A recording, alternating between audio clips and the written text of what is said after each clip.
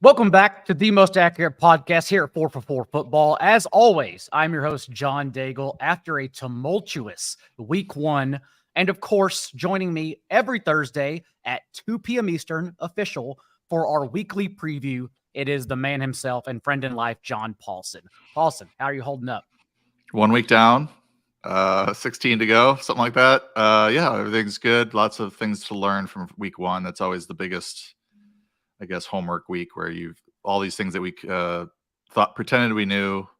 Some of them gets thrown out the window. Some of them we're right about, but we get to sort of project forward based on what we learned in week one. Corporate was upset the waiver wire didn't hit at 1 p.m. Eastern, but they don't understand week one and two are the hardest to filter through because, as you mentioned, a lot to learn, but also a lot to ignore. And that's the whole point. And we're going to get into everything today. Before we begin, reminder, you can still use the promo code week1. We've developed a new one because the betting team practically paid everyone's subs off between Ryan Noonan's tackle props. You even put in for some prize pick slips, our friends and partners over there, and everything hit. Not to mention Connor Allen's ongoing player props and Sharp Clark, who literally won 15.53 units in betting games and totals and sides in week one. And so we're extending that to redraft as well. My waiver wire, which is out on the site for everyone, your projections and rankings every single week for everyone, no matter which package you want. So use the promo code week1. A lot to talk about now, Paulson. So let's get started with the Thursday night game between the Vikings at the Eagles. Lots of news, but let's start with Kenneth Gainwell being ruled out for this one. DeAndre Swift, just one carry in that last matchup in week one, as Kenneth Gainwell actually handled a career high and shocking 82% of the team's backfield touches. But now we have Swift and Boston Scott, who were active behind Gainwell as players the Eagles didn't care to use. And then Rachaad Penny, who was healthy scratched, being activated in this game. What are your thoughts on the fallout and how everyone should be handling it for their redraft lineups tonight? Well, first, I'd like to take a little victory lap and just give the middle finger to all those people who were hating on me when I mentioned that Gainwell's usage in the preseason, sitting out the first game, blah, blah, blah. All these beat writers saying that he's been getting the most touches in the backfield, looks really good, looks the best. And except for right at the end, it did seem like Swift moved ahead of Gainwell, according to a couple of beat writers. Everybody was, one guy said, "Oh, I'm going to give you a pass on this, Paulson. You were probably drinking when you posted this." And then next thing you know, week one, Gainwell dominated the backfield. So yes, he's out. Maybe he can't handle 18 whatever touches, but has a rib injury. But I think if you're heading into week one, heading into the season, and you were expecting Swift to dominate, you were wrong. I thought it would be a committee, but Gainwell, potentially ahead, and it turned out to be that way. So I'm gonna take a little victory lap on that. But now he's out. So I think we have a situation here, John, maybe we've seen this before, where there's a good runner coming off the practice squad being elevated likely into this lineup. Do they view him as better than Boston Scott at running the ball? I think history has shown that he is Rachaad Penny. Mm-hmm. And we might see a Swift Penny backfield with Boston Scott sprinkling in here and there. We might see Boston Scott ahead of Penny. So that's the question. I think Swift is likely the best back to play in this backfield, dual threat. But you could very much see Swift taking some of the passing role, Penny pounding it between the tackles, and then having sort of a 50-50 split between the two. So I'm interested to see what they do. I don't have a lot of confidence in Penny because we just don't know if he's in this current configuration the number 2 or the number 3. And I would not worry about Dallas Goedert if anyone's panicking about his egg in week one. Still one of only 3 tight ends who ran a route on 90% of dropbacks. He's out there permanently. Connor Allen even has an over on our player props for everyone on the site. Again, use the promo code week1 so you can be ahead of those numbers and get the best one at your sports book. On the Viking side of the ball, Paulson, I think we have an argument for both sides early on, no matter how you came down on Alexander Mattison, because yes, he did handle 77% of the team's backfield touches, but he also averaged 3.1 yards per touch. And some of that can be contributed to this offensive line now without Garrett Bradbury and Christian Darrisaw, lost both of them in week 1 against the Bucs. And so how are you ranking Alexander Mattison for everyone against the Eagles? Yeah, I think your argument, or maybe the anti-Mattison argument heading into the season, is that he's not that great. He hasn't done anything in his career really to warrant where he's being drafted. My argument was that the usage was going to be there. The way they talked about him is that he'd be a 3-down back, and that when he has had an opportunity, which has been limited, but when he has been the main back, he's really delivered. I think this was a first game where, 14 touches. He did dominate, 14 of 20. So it's not domination. It's 60% of the touches, but it's lead back type touches. This is a little bit more of the, what we saw out of this backfield last year, not as many touches as the previous years with Mike Zimmer as the head coach. So, they probably expect, 15 to 17 touches a game for Mattison, which is about what Dalvin Cook saw last year. So that being said, I'm not panicking or anything about week 1. I thought he did fine. He got the receiving touchdown, 44 total yards on 14 touches. It was a weird game for this offense. I'm sure Viking fans out there were expecting a lot more success against the Buccaneers. The Buccaneers do have a good rush defense, so kind of giving them a pass there. But now we have a couple injuries on this offensive line, as you alluded to, and it's looking a little dicey. So I've got him as a mid-range, low-end RB2 this week. I'm expecting a low yards per carry. I think the Eagles will likely jump out in this one, and the Vikings will be playing catch-up. So I did bump up Alexander Mattison's receptions a little bit compared to what I would normally think he would have. So I think he's a little bit better as a receiver this game and not quite as good as a runner.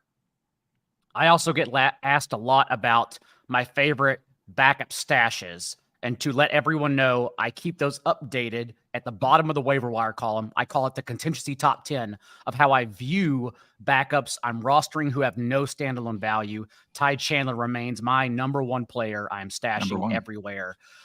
And before we get out of here, we guessed it right on Jordan Addison's usage. KJ Osborne used significantly ahead of him in 2 wide sets. Addison ran around on just 66% of dropbacks. But the Bucs defense broke down, and Addison just ran straight and caught a long touchdown. We expect his role to grow over the course of the season, but for immediate thoughts in week 2, where are you ranking Jordan Addison for those who have start-sit debates with him? Yeah, so I think we saw the talent sort of in that play, 4 for 61 on 6 targets with a touchdown. That's good usage for him in week 1. We were expecting him to maybe operate as the 3rd receiver, but I don't think it's going to last for long. He outplayed KJ Osborne. And unless things sort of flip this week and Osborne has a great game, you're likely going to see Addison getting into that number 2 role where he's starting to play 60, 70, 80% of the snaps as opposed to 56% like he did last week. But even with 56%, he had 6 targets. They're going to have trouble running the ball. There's going to be more pass attempts probably for Kirk Cousins, especially in this one. And he'll be enjoying that single coverage while the defense is focused on Justin Jefferson.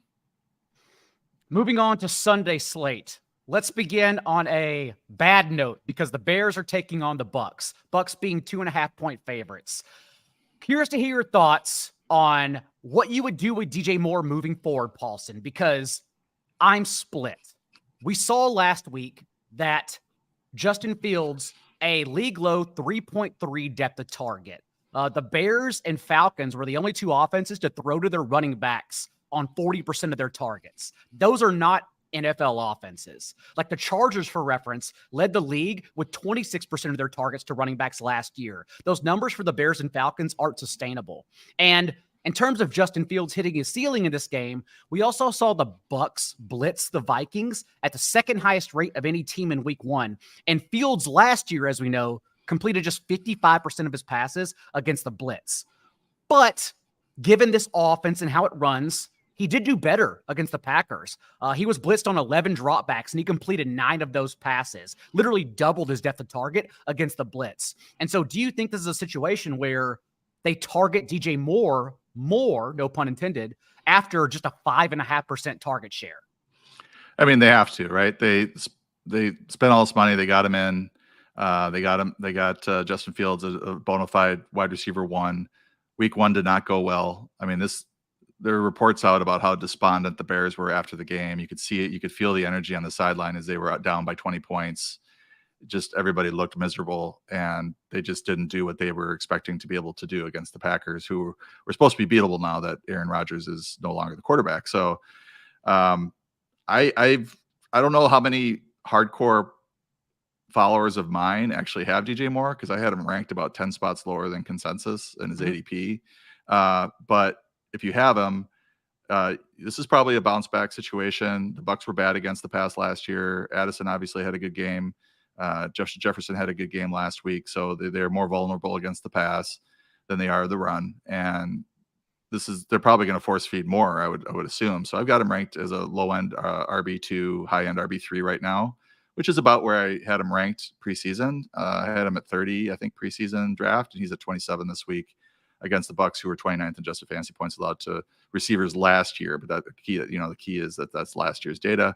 Can't wait till week 4 until we have this year's adjusted fantasy points allowed data to work with. So I would say he's not somebody I'm feeling confident about, but he is the number 1 receiver in a game where the pass matchup is better than the rush matchup. So he should see his 6 to 8 targets. Roschon Johnson also, the RB8 in PPR leagues, and only 11 touches. And that was in negative game script and a blowout in week 1. Khalil Herbert led their running backs, the Bears, 12 touches to Deontay Foreman's 6 and Roschon's 5, until the Packers took that 38-14 lead. And then in their last 2 drives, that's when Roschon receives 6 touches to Herbert's 0. At the same time, why we're stashing Roschon is exactly that, because even on those limited touches, he was an RB1, not to mention that his 19.7% target share in his first career NFL game was higher than any game target share for Khalil Herbert through 2 seasons, 16.5%. Roschon earns targets. That's the whole point. So if there is someone who can break out as a 3-touch running back, he's still my pick among this trio. On the Bucs side of the ball, though, Paulson, I did get a little more confident in Mike Evans. Maybe just for this matchup, not long-term, but a 31% target share, team high 10 targets for Evans last week against the Vikings. And we saw the leaks. You were watching every single snap. You saw the leaks in this Bears defense in the secondary. So you would think it's another matchup where if the Bucs are forced to throw, it's another great matchup for Mike Evans. Yeah, I mean, Mike Evans had 6 for 66 and a touchdown on 10 targets last week. Godwin had 5 for 51 on 6 targets. And I think, I mean, you look at Baker Mayfield, he only threw for 173 yards and 2 touchdowns.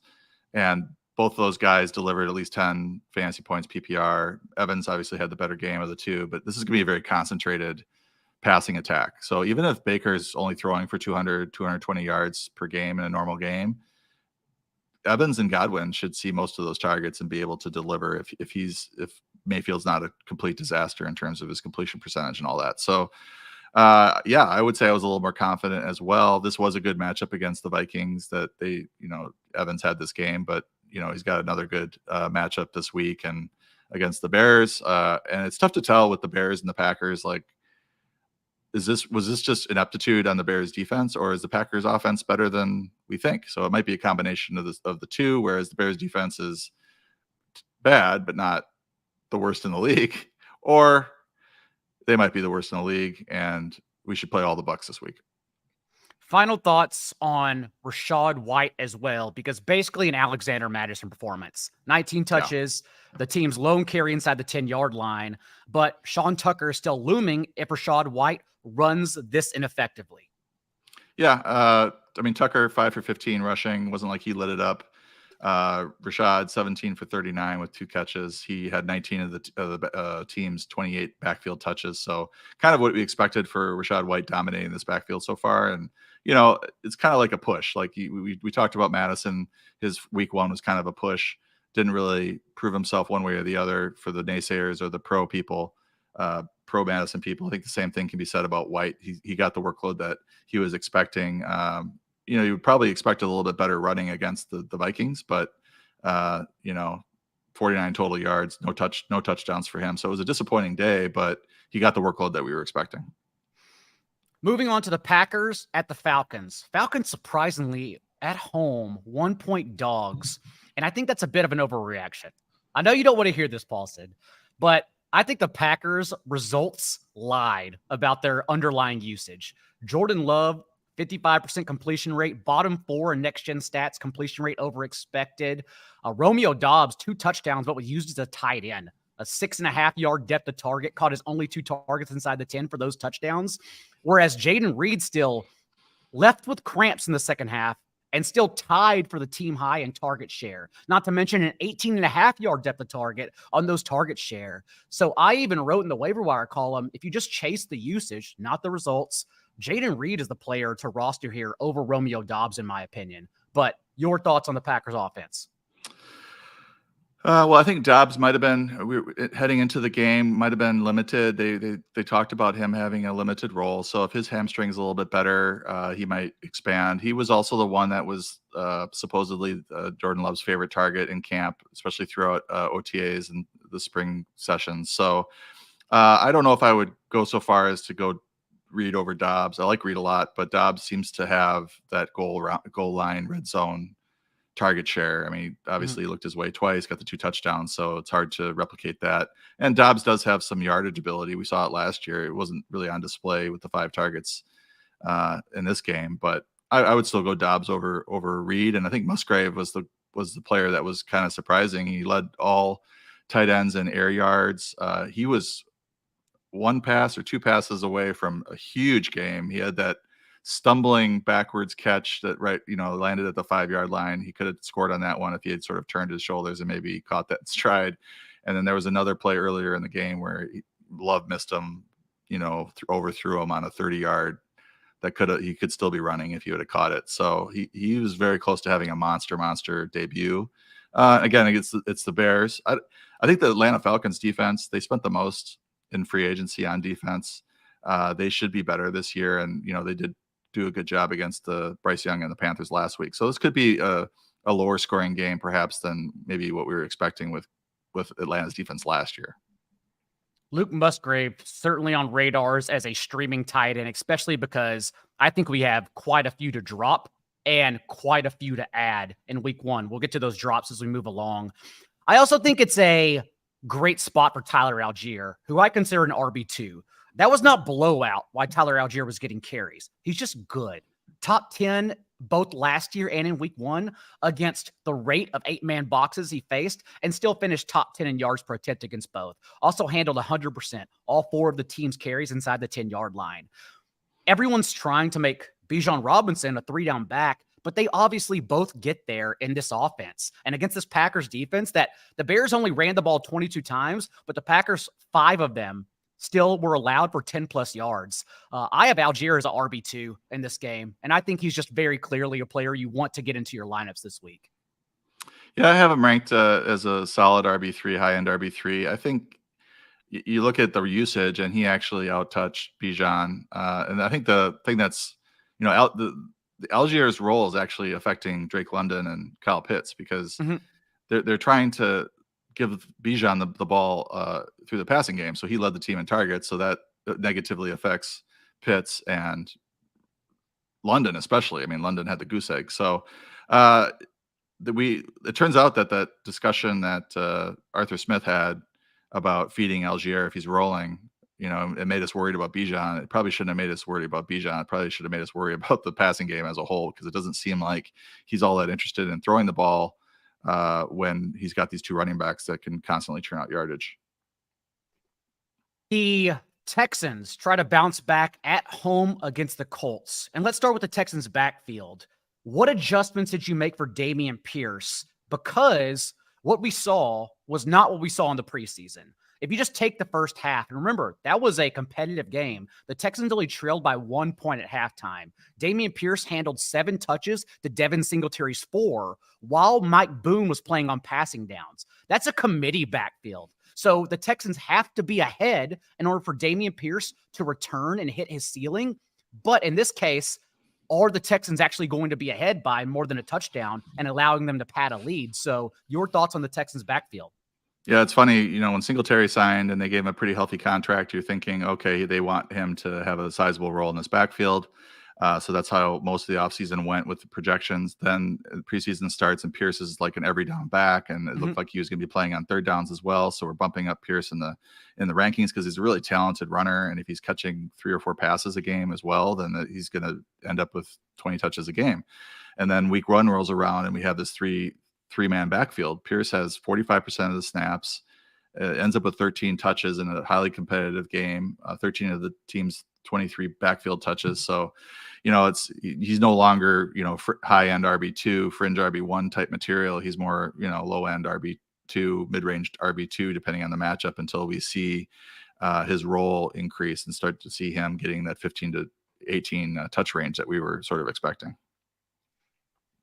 You also mentioned that you want to discuss the Colts backfield. Deon Jackson, of course, got the start. Evan Hull put on injured reserve, injured early on, and Zach Moss is expected to return, and we expect him to get a majority of the touches after Deon Jackson fumbled twice. So what are you doing with the Colts backfield? Is there any return here with Anthony Richardson, given that Richardson was the one who handled all of the carries inside the 10-yard line?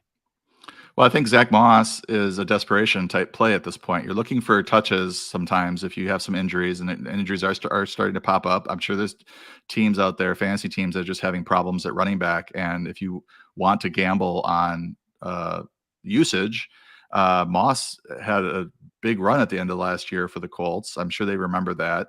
Deon Jackson was highly ineffective running the ball against the Jaguars. He had 13 carries for 14 yards. Jake Funk had 2 for 10.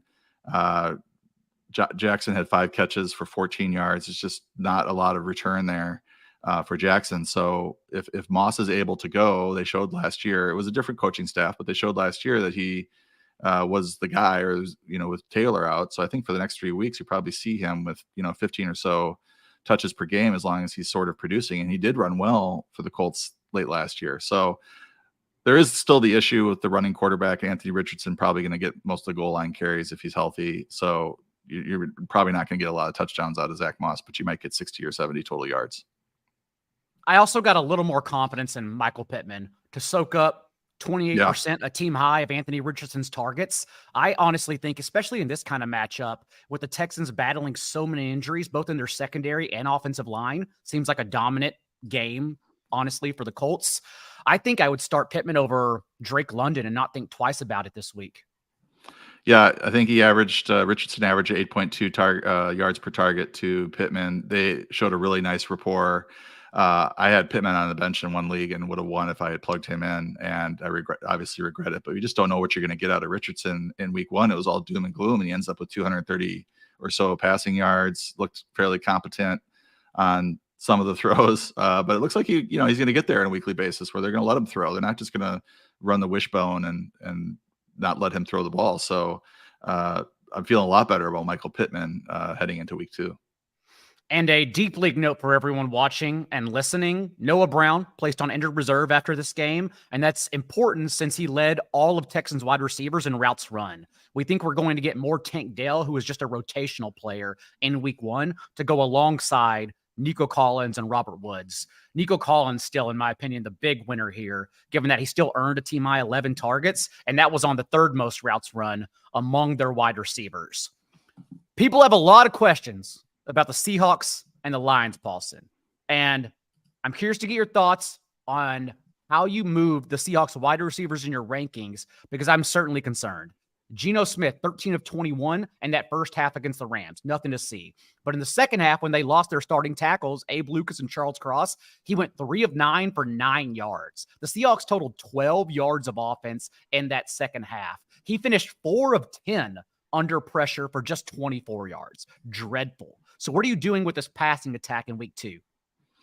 Well, I think there's what happens when you lose 2 tackles in a game, and what happens in the second half. And then there's what happens the following week when they've had time to sort of adjust and get those backups ready. They did add Jason Peters, I think, to the practice squad. I don't know if he's going to be ready to go or not. But this might be a situation where they need to keep their running backs in, or add a tight end, and just let their 3 receivers run their routes, win those routes, and throw the ball that way. And I think Smith will be under pressure. I think Aiden Hutchinson's going to get to him, and there's going to be some problems there. But I don't think it's going to be like he's on his ass in every play and can't complete any passes. So I think last week's second half was an aberration. They didn't adjust well to it in game, but with a week of practice and game planning, they'll have a better plan in place to keep Geno upright and keep him on schedule. I would hope so, because the Lions defense just could be good. They actually pressured Patrick Mahomes at the 7th highest rate last week, but it didn't matter because Patrick Mahomes is an alien and was just scrambling for his life and continuing to make plays.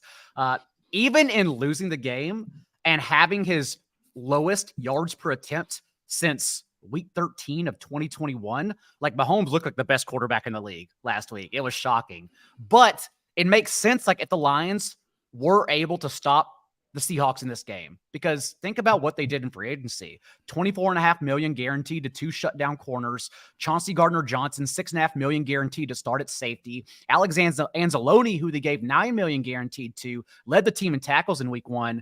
They also drafted a coverage linebacker, Jack Campbell, in the 1st round, and grabbed Brian Branch on day 2, who had 1st-round grades. There's a reason why I think this defense translated all that money and draft capital into high pressure rate and becoming a good defense. So if that's the case here, then of course the Seahawks could falter again. Having said that, you have to be encouraged about Ken Walker's usage. 70% of the team's running back carries, 21% target share, and no Zach Charbonnet. Yeah, I had the Lions as a top 10 defense, fantasy defense this week due to this offensive line situation for the Seahawks and the potential for return touchdowns and sacks and all that. I do think this is going to be a high-scoring game. I think Seattle will sort of right the ship offensively, so I still feel pretty good about Geno Smith and DK Metcalf and Tyler Lockett, et cetera. But you're right. This Lions defense is now one that we want to look to stream against bad offenses or bad offensive lines. They have the pass rush and they have the coverage in the backside. David Montgomery, the big story. 70% of the team's running back carries, 21-9 over Jahmyr Gibbs in that first game. How are you handling this backfield this week, given that Dan Campbell came out immediately and said they are going to give more touches to Gibbs moving forward? Gibbs, of course, who led every player and missed tackles forced in week 1. Yeah, I think I had Montgomery, 5 to 8 spots high in the draft rankings. Matthew Berry was on talking about his love for David Montgomery's boring production in the 6th or 7th round. And just sort of what we thought, him taking over the Jamal Williams role came to fruition. He even got the rushing touchdown. So this week I have Montgomery at 10 against Seattle. They were 29th in adjusted fantasy points allowed to running backs last year. Obviously gave up, I think, 3 rushing touchdowns last week to Cam Akers and to Kyren Williams.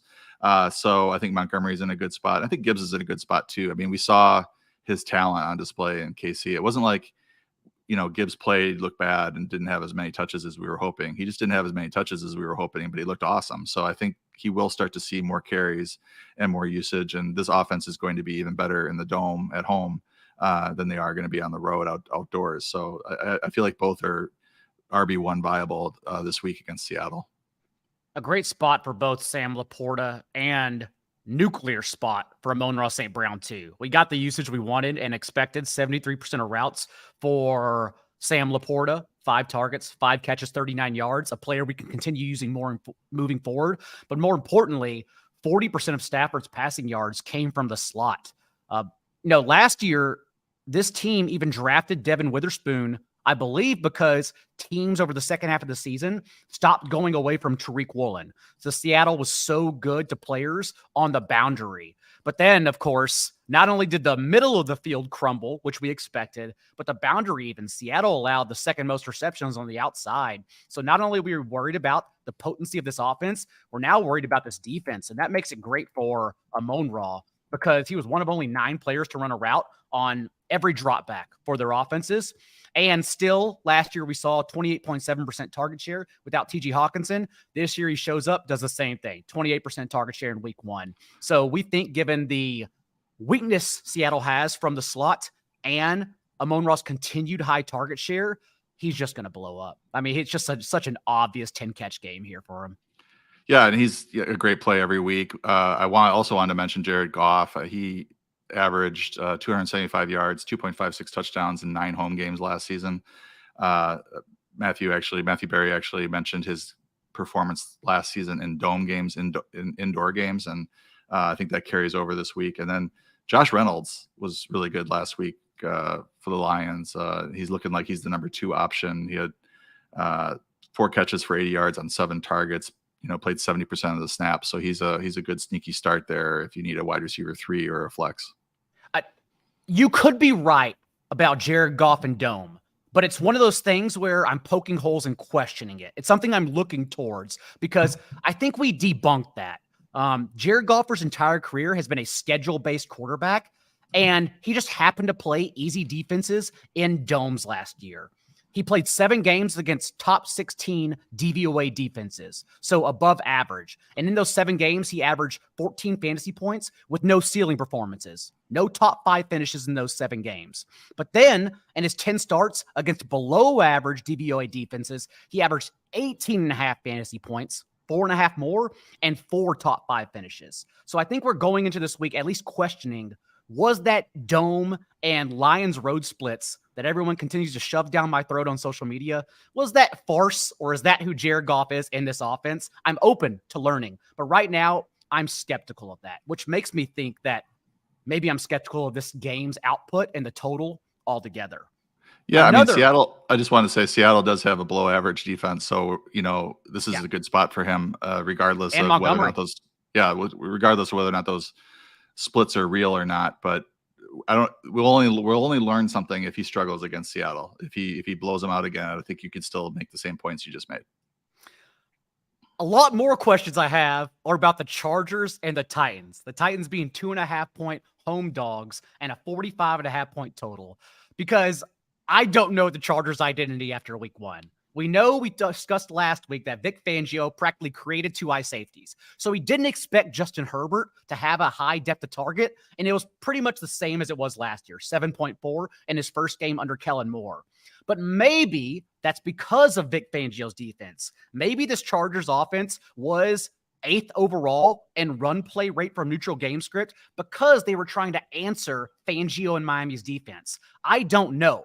But what we saw, Paulson, was 16 carries for Eckler, 16 carries for Josh Kelly, 5 carries for Justin Herbert as well, which makes you think it was a concerted approach. So your thoughts on the Chargers offense against this, what a miserable Titans secondary. Yeah, so this is the flip, right? So we've got Titans with a good, very good, historically, rush defense, and their pass defense is terrible. So, Kellen Moore has a good reputation for being a bright offensive coordinator. If he runs the ball 40 times and throws it 33 times again, I'll eat one of my socks. That'll be live. I will make sure we do that live too.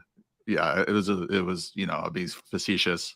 I don't think I could down a sock. Well, we're gonna find out. We'll see. I would expect those numbers to flip and Herbert to have a much better passing game than he did last week. 229 yards, 6.9 yards per attempt, 1 touchdown passing. He got there with the rushing touchdown, right? So I don't think that we're going to see this 16 carries for Eckler, 16 carries for Kelly again. We may never not see it again this season. Those many carries for both those players. I think that was maybe a Miami Dolphins special. So certainly against the Titans, it would be dumb to try to run the ball that much, and when all the yardage is available through the air. For the Chargers backfield, Austin Eckler doesn't seem like he'll practice this week, though we don't know the status for his game. We talked about Kelly's touches. He's obviously next in line if Eckler were out. And I think he's an easy RB2. I will have a DFS discussion on him Friday at 6 p.m. Eastern with TJ Hernandez, shameless plug for everyone. But for redraft leagues, I think it's fairly easy, even though he does run into the same concerning situation as Jamal Williams did. Like, no matter how many touches you get against the Titans, at least on the ground, Titans last week, 2.6 yards per carry. Same thing they did with top 5 in yards per carry in limiting opposing running backs last year as well. Titans are consistently a pass funnel because they stuff the running backs. But I would think still in your rankings, you have Kelly quite high, assuming Eckler misses. Right now I have Eckler rankings, so I'm not expecting a huge game out of Kelly. I think his touches decline a lot because they're not going to be running the ball as much as they can. Now, if Eckler sits, then yes, Kelly will be in that RB2 discussion. Is that where you said you'd have him? Yes, I think he's going to be a touch-based RB2. Again, I don't know about his ceiling since the Titans do, as we saw against Jamal Williams. Jamal Williams had 20 touches, 95% of the team's backfield touches, and it didn't matter at all because the Titans just crumbled him. Yeah, I think he would be sliding into that 15 to 20 range with those guys like James Conner and Miles Sanders and James Cook and Dameon Pierce and Aaron Jones if he plays, Alexander Mattison. That seems like a group that Kelly should be in. He's going to have to produce as a receiver, though. He's going to have a tough time, as you mentioned, with Jamal Williams struggles. Just running the ball against the Titans is going to be tough. So they may just go away from it altogether. They might have less than 20 rushes and just throw the ball all over the field, which is what they should do. On the Titans offense, I don't think any quarterback was as bad, Josh Jacobs included, than Ryan Tannehill. And I don't know what happened. I have no idea how it happened overnight, but that wasn't Ryan Tannehill. 4 of 11 under pressure for 38 yards and 2 picks. Missed Okonkwo running deep on a flea flicker for a free 60-yard touchdown. Constantly overthrowing DeAndre Hopkins and Treylon Burks. Even DeAndre Hopkins was wearing those emotions on his body, on his sleeve in the fourth quarter, regretting his decision to sign that deal. It was bad. Having said that, how do you think this offense plays out now through the air? Because at least we know the Chargers last week, it was Tua and Tyreek Hill. I get it. But a league-high 17 passes of 15-plus yards allowed.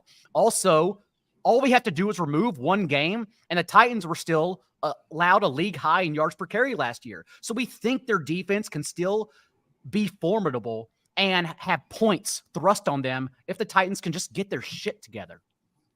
Yeah, he played that bad, and they only lost by a point. So that tells you how close that game was. And yeah, it also tells you we should be worried about the Saints more than anything. Yeah, they're not quite as daunting as we thought. Maybe. Yeah. I think watching some of that game,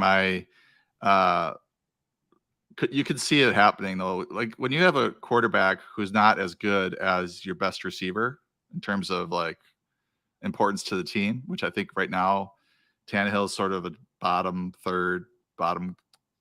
quarter type passer, and DeAndre Hopkins is still, a top receiver in theory.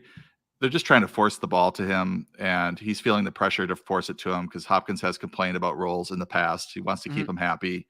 So he's just chucking the ball to him. It's not working out well. He caught 7 of 13 targets for 65 yards, 9.3 average. Tannehill 5.8 yards per attempt. It was ugly. But the Saints, it's tough playing the Saints in New Orleans. I mean, the dome's tough.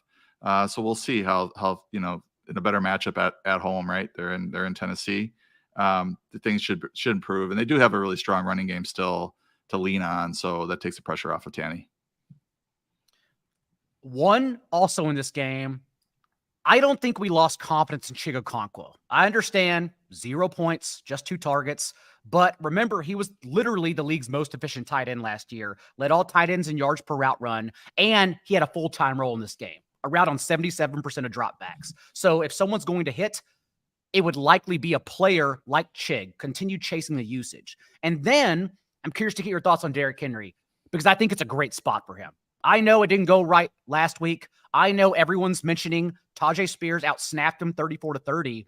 But again, no one's going to come along on this island with me. I still think running back snaps are one of the most misleading stats in all of fantasy football because Derrick Henry still handled 82% of the team's backfield touches. Let him play 5 snaps. I don't care. As long as he gets all the touches, that's just fine. And so given what we said about the Chargers defense, I think this game runs through Henry, and it could be a blow-up spot. Yeah, I mean, he had 119 total yards. I mean, they gave like, and I think it was Al Smizzle, but it might have been somebody else. Give Derrick Henry 1 screen pass a quarter. Yeah, just let him see what he can do with it. He led the league in yards per route run last year, and small amount of targets, but he crushed his career highs receiving. So everybody worried about Henry, after a quote unquote bad game because he had 63 yards rushing. Well, look at his receiving, 56 yards. And the touchdowns are going to come with him. So yes, I think in a better rushing matchup, things look pretty good for Henry, moving forward. The touch decline here, if we're looking at it that way, 17 touches for him is low. He's averaged over 20 each of the last 2 seasons. It might be a blessing in disguise if he's able to, if this plan is able to keep him healthy for the entire season. He is getting a little bit on the older side of his prime. And, I wouldn't look at it necessarily as a huge negative that he's going to see 17, 18 touches instead of maybe 20. But I think if the running game's rolling, we're going to see him in his usual role where they're feeding him the ball over and over again. Again, more on Derrick Henry and the DFS show Friday. And Tajay Spears, in my opinion, just given that he still ran a route on 49% of dropbacks as a deep league PPR option, I would still stash him because not only may he provide flex value in the bye weeks, but he still has the outs of Derrick Henry being injured or traded. So Spears is someone I still want to stash. The Ravens and the Bengals. More question marks everywhere, Paulson. I talked about their backfield and my opinion of them in the waiver wire show on Monday night, but I would like to hear what you're doing with the Ravens committee in your rankings. Yeah, I didn't hear your take on it, so interested if you could give me a summary of that. But I'll tell you if I hate your thoughts. Let's hear yours first. No, I think this is gonna, Justice Hill played a little bit ahead of Gus Edwards. While Dobbins was healthy. And once Dobbins left, it was basically a timeshare. And I think you're going to see that a 50-50 split. It might even be 55-45 towards Gus Edwards because I think he is the more proven between the tackles runner. He's got a career 5.0 yards per carry or higher. Every year he's averaged that. He's really good running the ball. He's not very good as a receiver, and that's somewhere where Justice Hill's pretty good. So I think you end up seeing a timeshare between these two. I don't think either one's going to be super trustworthy, but if you're in a standard league, Gus Edwards probably gets the nod.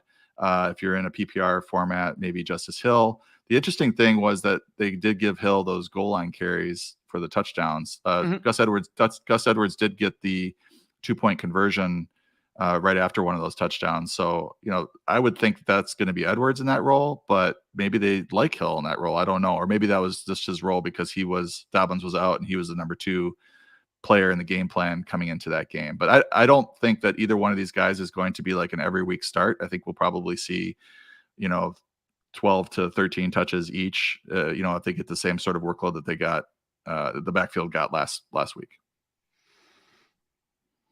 My thoughts are that we were lied to initially in week 1. We talked about Todd Monken's offense and at least the reports out of training camp changing usage for players. And that was not the case at all. The Ravens, since 2019 with Lamar Jackson and Greg Roman, had never finished any higher than 27th in backfield target rate. In week 1, they finished 25th. Nothing to see. Not to mention that, yes, everyone is citing, like you, those 2 touchdowns for Justice Hill. No one mentions that he averaged 1 yard per carry, that he was basically Ezekiel Elliott, and that he better fall forward for a touchdown. Otherwise, he offers nothing. And now we think it's going to be 3-headed. Like, you can laugh at Melvin Gordon all you want. This is the same offense in 2021. We're literally just 1 season removed from them plucking Devontae Freeman off of free agency and having him leading their backfield as the RB48 and RB4 and PPR points per game. So, of course, Melvin Gordon could come in, can be the most trusted back regardless if he's efficient, and then still get usage over Hill and Edwards in a 3-headed committee that doesn't get targets. To me, that just screams none of these guys have ceilings. So, of course, then you can pick them all up. But will they be even RB2s? I don't know. I have no idea, and I worry about that. So, in the waiver wire, I had Kyren Williams ranked over them and Josh Kelly if Austin Eckler's out. I think that's very clear. For the passing game, though, what are your thoughts on the Ravens receivers fallout? Because what we saw was Lamar Jackson sterling from a clean pocket. 15 of 15, 100% completion rate. Amazing. But then, just like the Seahawks, the Ravens got hit in the trenches. Tyler Linderbaum, starting center, out in the first half.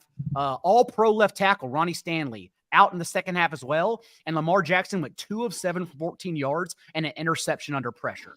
Just miserable. So how do you see these wide receivers doing in week 2 in your rankings? Well, how are those offensive linemen looking for this week? Are they out? Not good. Week-to-week injuries. All right. So, again, it's easier to plan when you have a week to plan for something like that than it is in game to make adjustments, unless you've already talked about what to do if you lose one or two offensive linemen. So Zay Flowers was the big story of the passing game, especially with Mark Andrews sidelined. Will be very interesting to see if Andrews plays between him and Flowers. If this continues where Flowers is seeing 10 targets, I doubt it. We were also told when we were lied to about Todd Monken's offense was that I guess the Ravens did lead the game the whole way or most of the way, but Lamar Jackson only attempted 22 passes. They ran it through 32 times. So this whole pass happy offense didn't really happen. However, not every game is going to be a 25-9 win. So we may see it in the future. We'll see. They do have a lot more talent at receiver. And probably should throw the ball a bit more, especially with J.K. Dobbins out. I would just say I think Gus Edwards is a lot better right now in his career than Melvin Gordon. I may be wrong, but Edwards is younger. His advanced stats have always been good. Now he's a full year removed from the ACL injury, so I do think he's going to be ahead of Melvin Gordon. They might force some touches to Melvin Gordon. That's my worry. It really should be it should be probably an Edwards Hill backfield with Hill taking some of the passing downs, but they may decide that they need to justify having Gordon on the team and not just as a direct backup to Edwards. Like you, yes, I do believe. No, we know Gus Edwards is the better back, but our job is to say who do the coaches believe yes is going to be the back and get the targets. That's the issue here. I also think, maybe I'm stubborn, I think we got Isaiah Likely right. I was very high on him from Friday and Saturday. What happened though, first catch of the game, very first catch of the game, a concerted target underneath, just like how Zay Flowers led every player in week one, not just the Ravens, every player with a 47.5% target share, all concerted targets. They started the game with their first play, a catch to Isaiah Likely. Then they lost their offensive lineman, and he had to block on 45% of his snaps. I think we were on our way to a big game, but they had no choice but to keep him in line instead. Maybe I'm stubborn. Maybe I'm wrong. I don't know. Either way, we're starting Mark Andrews here. And for the Ravens, we cannot start Rachaad Bateman until we get more information. 59% of routes on these teams drop backs. Again, you want to talk about being lied to? We were told Bateman was at full health in this game, and it was instead Odell Beckham who ran a route on every drop back, but couldn't earn targets at this stage of his career, at least this early. So worried about Rachaad Bateman. Keep him on your benches for the time being. Everyone, Paulson, also worried about the Bengals passing attack, but I think we get a bounce back. Maybe Joe Burrow is rusty, as he said, and needed that preseason time, and maybe it's too early. But he was blitzed on 40% of his dropbacks in week one and averaged 1.9 yards per attempt. That's not who he's been in his career.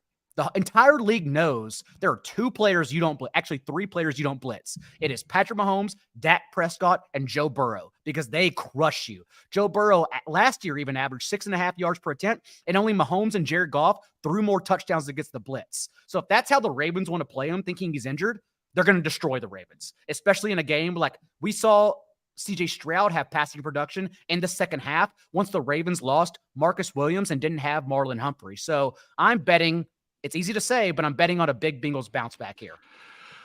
Yeah, I kept watching the score of that game, waiting for the Bengals offense to wake up, and it just never did.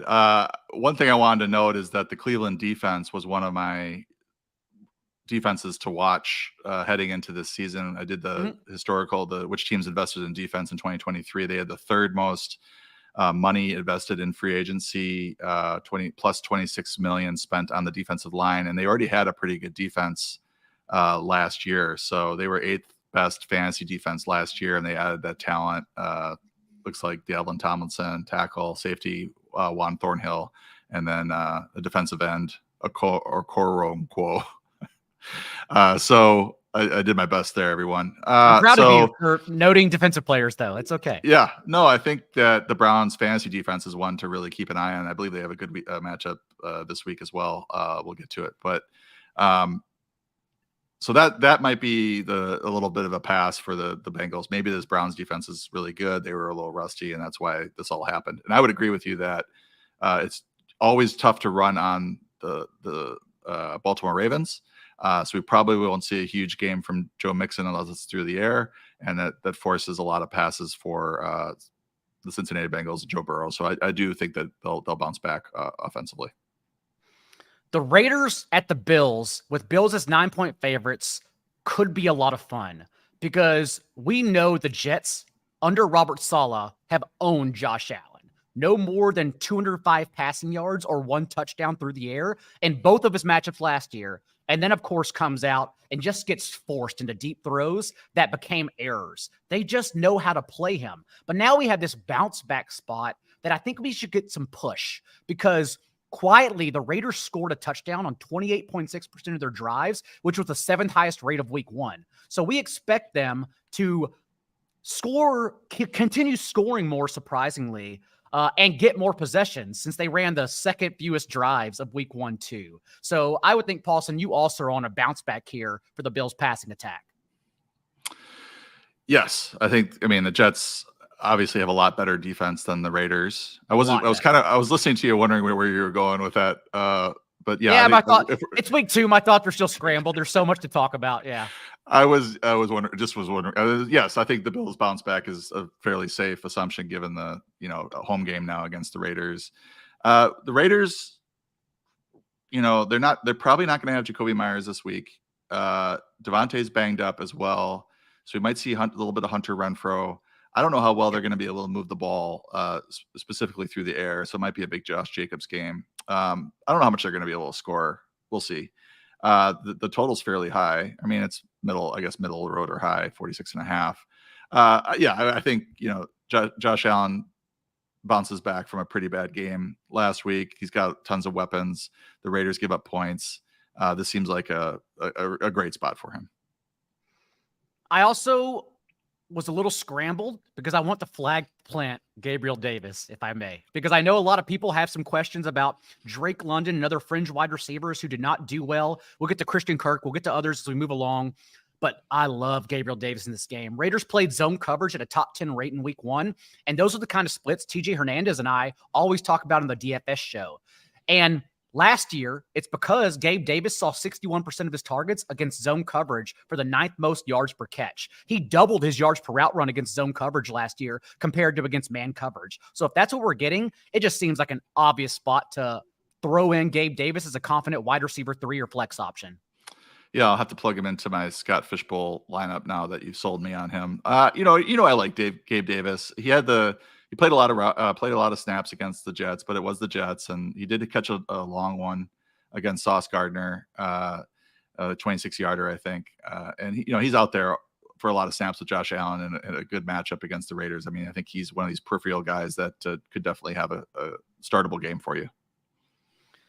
There were some concerns finally on this game about James Cook, who had confident usage, 15% target share, but did not play in the 2-minute drill and did not get the touches inside the 10-yard line, which I think is what we should have expected. He didn't have a single carry inside the 5-yard line last year, and they added 2 bigger backs in Latavius Murray and Dameon Harris. So where do you have James Cook ranked in week 2? Yeah, he had a good touch share though, and I think this is another favorable matchup. So I've got him ranked at RB 18 this week. Okay. So I think this is a good spot for him, and maybe he gets a touchdown from outside the 10. I don't think you have to be a goal line back to score touchdowns, especially when you catch the ball like he can. So he'll break one or he'll catch one of these days, and he's going to be out there as the Bills are moving the ball up and down the field. And as you mentioned, if Jacoby Myers remains in concussion protocol, Hunter Renfrow will be the next man up. Although, is he the same player as Jacoby? Does he get 10 targets to Davante Adams 9? Probably not. So we probably need to get higher on Davante Adams. Chiefs at the Jaguars, 51-point total, marquee game. We saw these teams play twice last year, and the Jags at least tried to understand the assignment. 39 and 40 pass attempts. They did have a punt opening that playoff game after a surprise on-field kick from the Chiefs' 40-yard line. So maybe they didn't actually understand the assignment. But overall, we also didn't see the potency of the Jags' passing attack in week 1 because they didn't need to. They ran 11 personnel, which, again, we expect them to run all the time at only the 25th highest rate in week 1 because they didn't need to. They didn't need to pass the ball. And so there are some concerns about Christian Kirk. His lowest route rate, 69% in any game with Trevor Lawrence compared to last year. His lowest target share, 9.3% since week 5 of last year. if Travis Kelce plays and we get pushed from the Chiefs offense, I would imagine it is an amazing bounce back game for Christian Kirk in this attack. Interesting, because I've been high, 20 spots high on Zay Jones. I think you can be high on all three of the receivers this week, though. Ridley's obvious. Zay Jones has kind of outkicked his coverage for the last season and a half now, or season and a game. Was excellent last year. Excellent value pick. It looks like he's going to be a good value pick this year because he's playing in two wide receiver sets, and he's out there with Trevor Lawrence, and Ridley's getting that double coverage. So Kirk, if you think that they're going to go back to their three receiver sets, then Kirk is on the field now, 80% of the time instead of, I think it was 60% of the time in week one. And so that will increase his opportunities. And he was, I think at the start of this, I was really high on this offseason. I was really high on Christian Kirk, but as this more and more data came out, and looking at them and their usage of three receiver sets versus two receiver sets in the preseason, it did seem to me that Zay Jones was the value.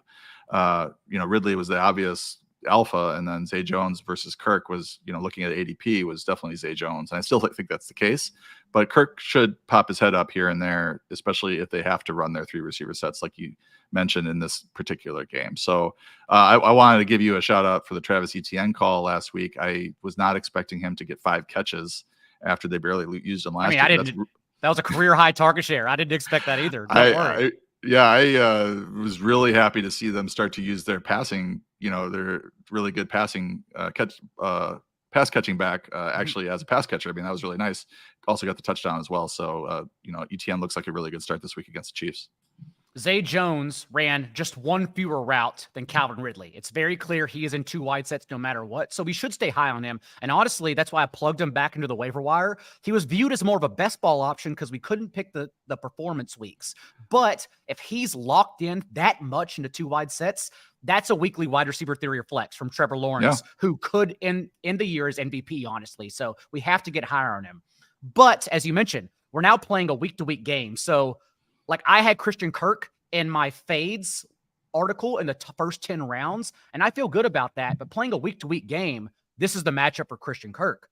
14 and 12 targets in his 2 matchups against the Chiefs last year, because that's what they do from the slot. They allowed 123 receiving yards to the slot on Thursday night against the Lions, and they allowed the 4th most catches to the slot in 2022. So if they push back, which it's the Chiefs, of course they can, we think it's a lot of 11 personnel in Christian Kirk game. Either way, high on Ridley and Zay Jones. Speaking of the Chiefs offense, I'm going to leave it to you to talk about their wide receivers, because what a piss poor performance. Sky Moore, 2nd most routes run, and it doesn't matter at all because 1 end around and 1 catch doesn't pay my mortgage. Only earned a target on 12.5% of his routes. Kadarius Toney, limited, just 11 routes, but in pure Kadarius Toney fashion, targeted 5 times on those 11 routes, and then, of course, dropped every ball, including what led to a 50-yard pick 6, which was winning possession for the Lions. So how do we handle these wide receivers this week? Well, they're running a 7-man rotation. Yes. So unfortunately, yes. And Kelce is out, and none of them really deliver against the Lions. Let's assume Kelce's back this game. What the hell do you do with them then? Because I'm pretty sure we're getting Kelce back, and thus Noah Gray back to the bench. I think you're in a wait and see with this. I wouldn't want to start really any of these players this week with Kelce back until we start to see these target shares and these snap shares sort of consolidate behind 2 or 3 players. I think Toney earns the targets out there. He didn't play many snaps. They're trying to get him the ball. He was really bad in terms of his drops, but for 2 years, he's had a really high yards per route run in limited snaps with the Giants and then with the Chiefs. If he gets to a point where he's healthy enough and he can play 50-60% of the snaps, then I think he's going to deliver. But it was a nightmare. Sky Moore was I wouldn't say he's a complete disaster because he didn't have that many opportunities, but he's playing 80% of the snaps and he only has 3 targets. And then he gets a catch, and it's brought back by holding. So it's like you can't even get him going at all. But he's not earning targets when he's out there. So now you're going to add Travis Kelce to this. I don't want to start any of these guys other than Kelce. Mahomes and maybe Isaiah Pacheco, I don't want to start any of these Chiefs. I did get a little higher on Isaiah Pacheco because, remember, limited with that shoulder injury, basically wore the red non-contact jersey throughout training camp and handled only one carry in the last preseason game. But then he comes out and he still won the timeshare as a limited player. Jerick McKinnon didn't record a single carry, only played on third down. And then Pacheco out-carried Clyde Edwards-Helaire, who was miserable, 8-6, out-touched Clyde Edwards-Helaire, 12-7. And again, we think he was limited in that game. If that's the case and his role grows from here, I actually wanted to get higher on Pacheco moving forward. Absolutely. McKinnon, you would have thought, given how he finished late last year that with Kelsey out, that he'd have been a much bigger part of the game plan. He wasn't. They want to get Pacheco involved as a receiver. Led the backfield in targets with 4. He caught all 4 for 31 yards, played 60% of the snaps. He only ended up with 9.4 PPR points per game, but that's going to increase as he scores a touchdown and starts to see some more of these snaps. But 12 total touches for him in a game where he was theoretically limited is a pretty good sign for the future, especially given his role in the passing game. The afternoon slate starts with the 49ers at the Rams, and the Rams being 7.5-point home dogs. And we're going to have to stick around for 5 to 10 minutes on this game in particular for everyone, because there's a lot to discuss. Let's go to the 49ers. Kyle Shanahan has put at least 20 points on the board in all 5 matchups against the Rams the last 2 years, playoffs included. And now we've seen Brock Purdy with another 30-point performance, the QB9 in fantasy points, and yet again, top 10 completion rate under pressure. The Niners finished as one of only 4 offenses to have 20% of their plays go for 15 yards. I know there's debate about Brock Purdy in both fantasy and film watching circles, but he's good. He's just good, and it's that simple. And honestly, he is a low-end or fringe QB1, in my opinion, weekly, because he's the engineer and beneficiary of this offense. Yeah, I think he's good, and he's also in a very QB-friendly system. We've seen Kyle Shanahan's offense just make fantasy stars out of a lot of these quarterbacks that you think are sort of journeymen or whatever. And, another game against the Steelers, 7.6 yards per attempt, 2 passing touchdowns, 220 yards. He also added 20 yards rushing. So he's doing that a little bit.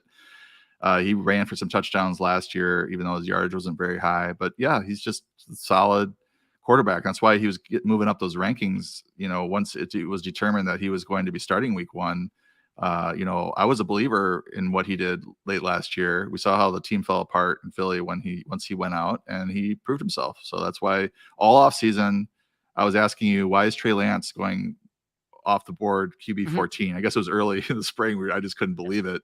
Because we were in charge of drafting. It's our job to draft in March and April, and so we were having Trey Lance discussions then. And now I'm stuck with the Cowboys' third-string quarterback as my QB2 in some early best ball leagues. Yeah.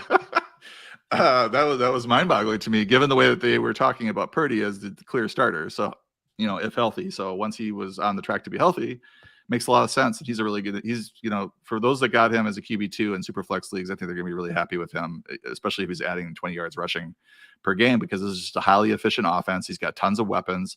If they lose a player or two, they can still operate as, it's not like one of these, if the Vikings lose Justin Jefferson, they're going to be in trouble. If they lose a receiver, if they lose Debo or Brandon Ayuk or Kittle for a game, they can withstand that. So you just have this deep, talented offense and a really, really friendly system. So Purdy's a good guy to have. I have a hard opinion on Debo Samuel or Brandon Ayuk in this game, but I'm curious to get your thoughts on the rankings on those two first. Well, I'm interested to hear your thought, because just coming out of last week, it just looks like Ayuk is a much more bigger part of the offense. Like, they're just planning to get him the ball, trying to get him the ball, like they used to try to get Debo the ball. So I think Ayuk is the better receiver. Debo's better at yak and that kind of stuff, but and better running the ball once he gets the ball in his hands. But Ayuk's the better route runner. He's the one that gets open. And it looks like they're starting to feature him now. So, in years past, it was Kyle Shanahan loved Debo, was kind of down on Ayuk. He's in the doghouse at the start of one of the seasons, but he had a breakout year last year. And I think he's going to build on that right now. I've got him at wide receiver 14 and Debo at wide receiver 16 this week in half PPR. Very close then. And yes, maybe it is a turning of the corner of Ayuk, but again, Debo only had one fewer target. And I think the way the 49ers played the Steelers last week was a Ayuk game plan where I think it comes back to Debo this week. Debo, not Brandon Ayuk, ran a route on every drop back for the 49ers on Sunday. And Ayuk was targeted more, I think, because he was on Patrick Peterson.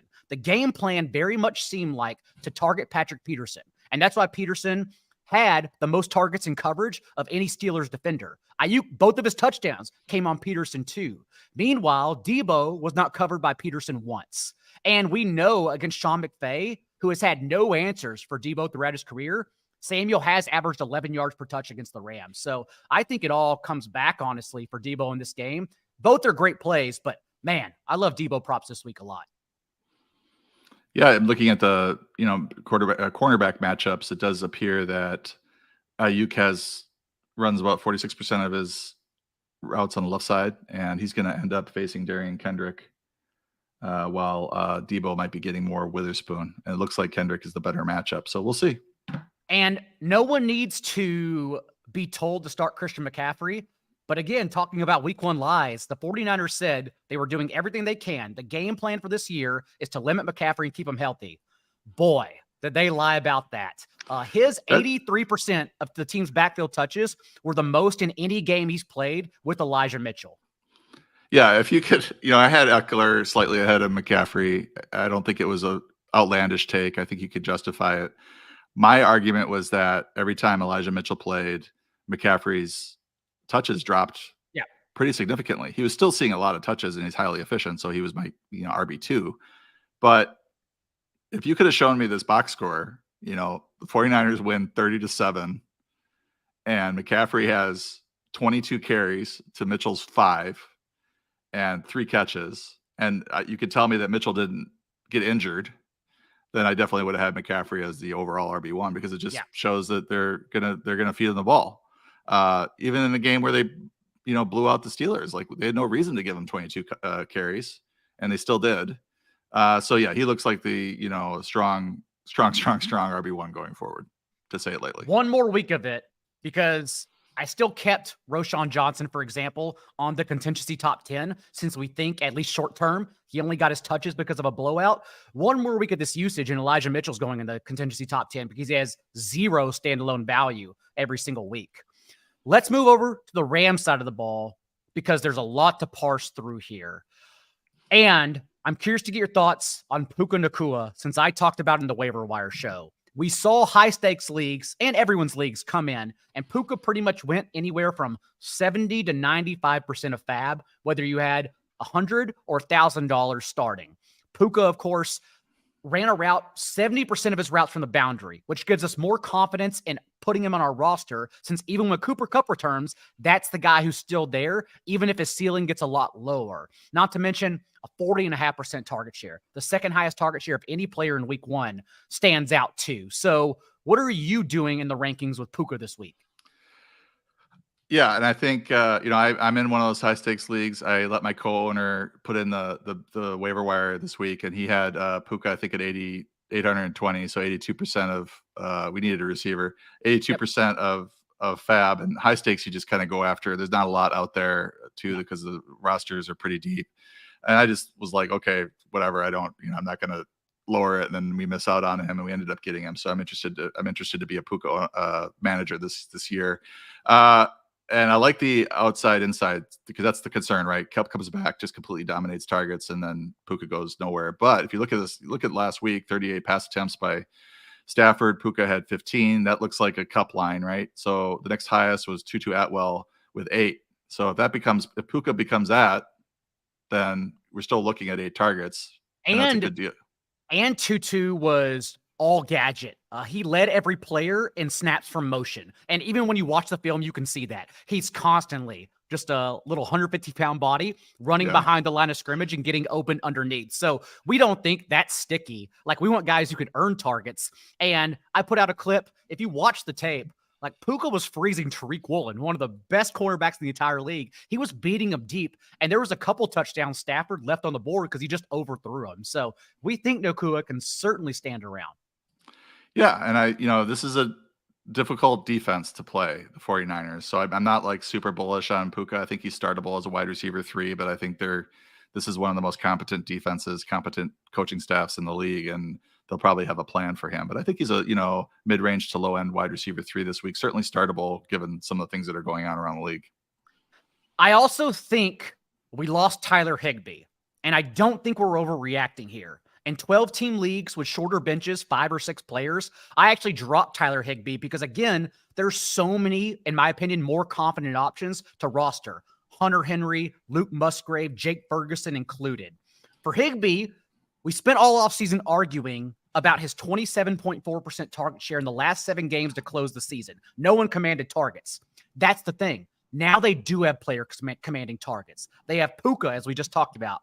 Tutu getting concerted targets, even like if he ran real routes, whether he'd be able to earn targets on them, we don't know. But the fact they're scheming targets for him takes away from Higbee. Not to mention this backfield, Kyren Williams running 30 routes to Cam Akers 4 as an elite pass-catching running back, at least in college. And again, remember, Adam Schefter before week 1 last year came out and said the Rams have intentions to utilize Kyren Williams as their feature back. And then on the opening kickoff of week 1, he gets injured. So we never saw that come to fruition. Because of that, Paulson, I think it's why Higbee had an 8% target share. Thus, I'm just moving on personally in 12-team leagues. Yeah, I might give it another week or just put him on the bench Fair. if you're having a tough time at tight end. I mean, I would hate to, cut him and then he ends up with 8 catches or something this week. It was very alarming given the matchup too, because Seattle's been terrible against tight ends for years. And for the fact that with Cup out, he didn't have a big role. That was certainly alarming. I have him at 13 this week. That might be a little bit high given the other guys around him. Njoku, Juwan Johnson, Kincaid, Ferguson below him. I think I might drop him down. Just kind of take this week 1 a little bit more seriously in terms. I mean, I'm looking at this. It's just ridiculous. The Puka got 15 targets and Tutu Atwell got 8, and Higbee was barely involved.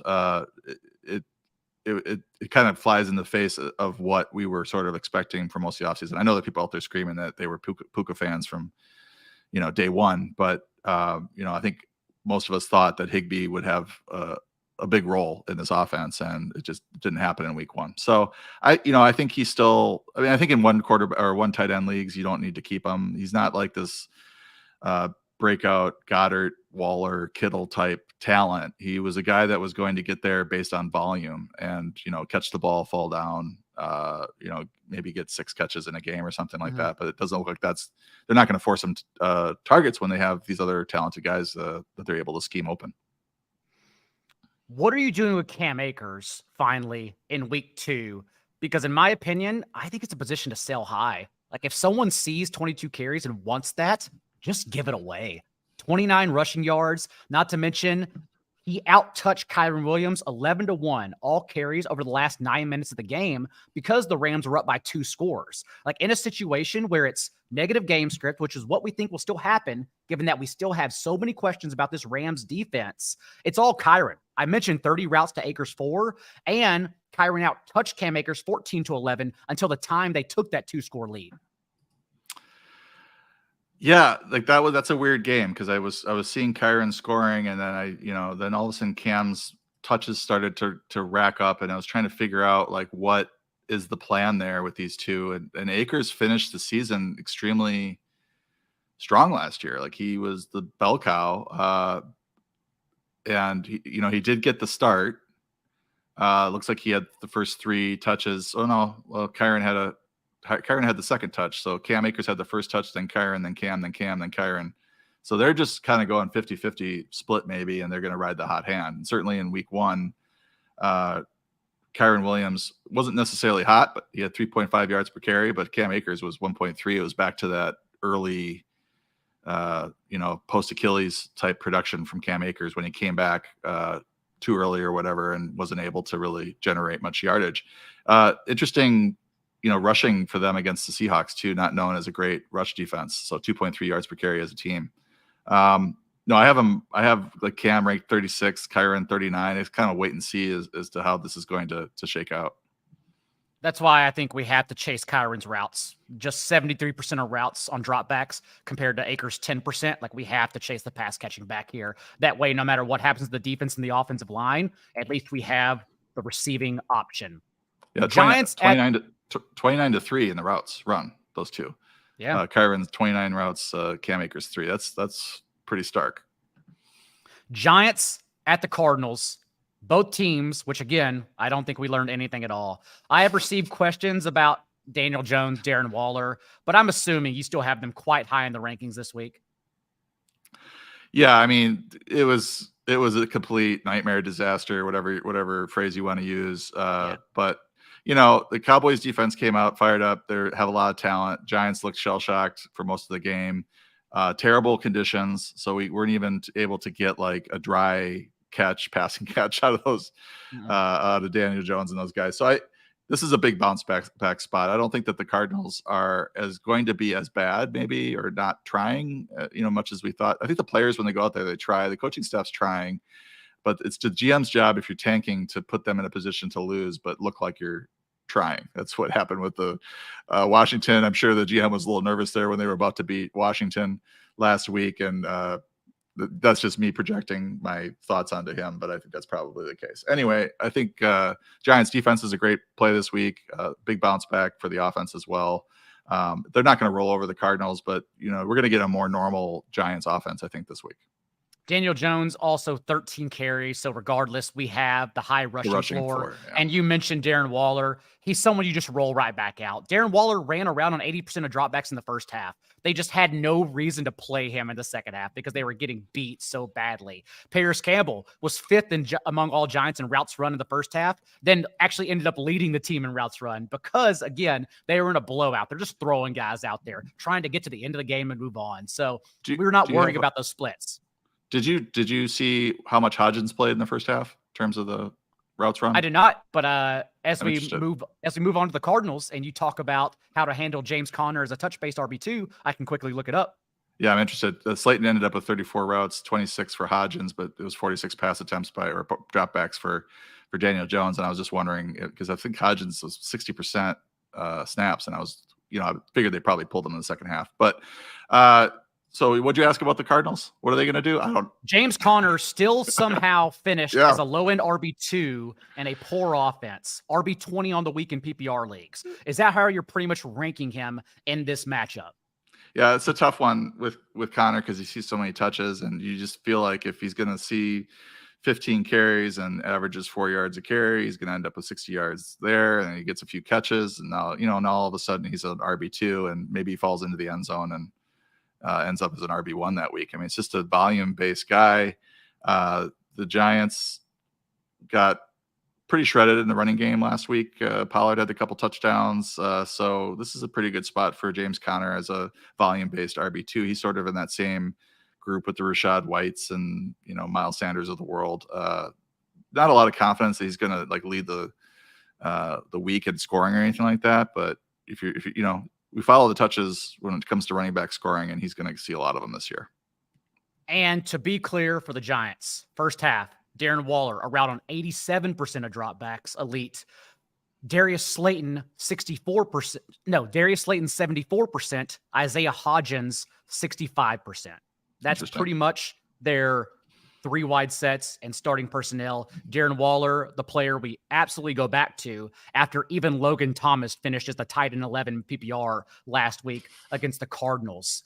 For the Cardinals receivers, just very quickly, Michael Wilson, yes, we can still get high on, but as long as Marquise Brown is there, I just don't know how often we'll be playing him. Rondale Moore was the one who led in fantasy points, but Rondale Moore had a 2.5-yard depth of target. They have to be concerted targets. Otherwise, they're just not mattering from Josh Dobbs at all. So yes, 12, 14 team leagues and our FFPC 10-man benches. I'm still stashing Michael Wilson after he led the team or led their receivers in routes run and air yards.